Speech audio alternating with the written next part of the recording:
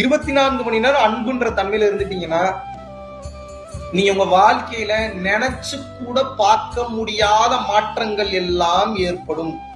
கொஞ்சம் கூட நீங்க நினைச்சு பார்க்க முடியாது பெரிய பெரிய மிராக்கல்லாம் நடக்கும்.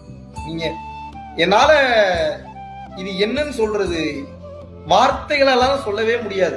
நினைத்து கூட பார்க்க முடியாத மாற்றங்கள், நினைத்து கூட பார்க்க முடியாத மாபெரும் விஷயங்கள், நீங்க உங்க வாழ்க்கையில யோசிச்சு கூட பார்க்க முடியாத மாபெரும் மாற்றங்கள் உங்க வாழ்க்கையிலும் சரி, உங்களை சார்ந்தவர் வாழ்க்கையிலும் சரி, உங்களை நினைப்பவர்கள் வாழ்க்கையிலும் சரி, மாபெரும் மிராக்கிள்ஸ் நடத்தக்கூடிய வலிமை இந்த அன்பிற்கு மட்டும்தான் உண்டு. தயவு செய்து புரிந்து கொள்ளுங்கள். அப்ப என்னன்னா, மனம் பக்குவப்பட வேண்டும் என்றால் இந்த மனதிற்கு சொல்லிக் கொடுக்க வேண்டும். எப்படி சொல்லிக் கொடுக்கணும்? மந்திரமாக சொல்லணும். அன்பு அன்பு, கருணை கருணை சொல்ல சொல்ல ஒரு கட்டத்துக்கு மேல நீங்களே கருணையின் வெளிப்பாடாக மாறிவிடுவீர்கள். உங்களையே அறியா மாறிடுவீங்க. எப்ப மாறினீங்கன்னே தெரியாது. அது ஒரு பியூட்டிஃபுல்லான ஒரு மூமெண்ட்ல நடக்கும். நீங்க நினைச்சு கூட பார்க்க முடியாத மூமெண்ட்ல அது நடந்துரும். ஆனா விடாம இதை மட்டும் சொல்லிக்கிட்டே இருங்க. கருணை கருணை கருணை கருணைன்னு 24 மணி நேரம் இப்படி சொல்றது இல்ல. சூழ்நிலை கிடைக்கும் போதெல்லாம் யாரோ ஒருத்தங்களை பாக்குறீங்களா, வரீங்களா, எல்லாம் இறைவன் தாங்க. இறைவன் அன்பின் ரூபமாக இருக்கிறார். அன்பா இருங்க, வாழ்க்கை எல்லாம் சிறப்பா இருக்கும். கருணை தாங்க எல்லாமே அப்படின்னு வார்த்தைகளால சொல்லிக்கிட்டே இருங்க. யாருக்கா இருந்தாலும் கருணையின் ரூபமாக பேசுங்க. கருணையை வெளிப்படுத்துங்க.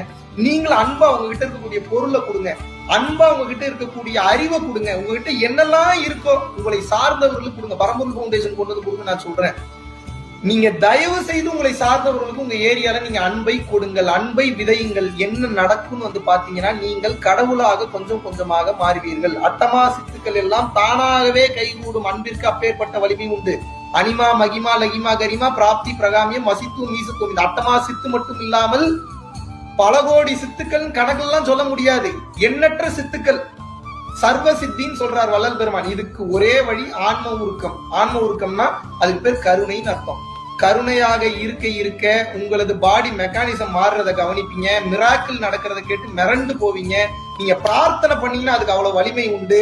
பிரார்த்தனை பண்ண பண்ண பண்ண பண்ண மொத்த வாழ்க்கையும் மாறுறத நல்லா கவனிப்பீங்க. பெரிய பெரிய மிராக்கிள்லாம் நடக்கும்.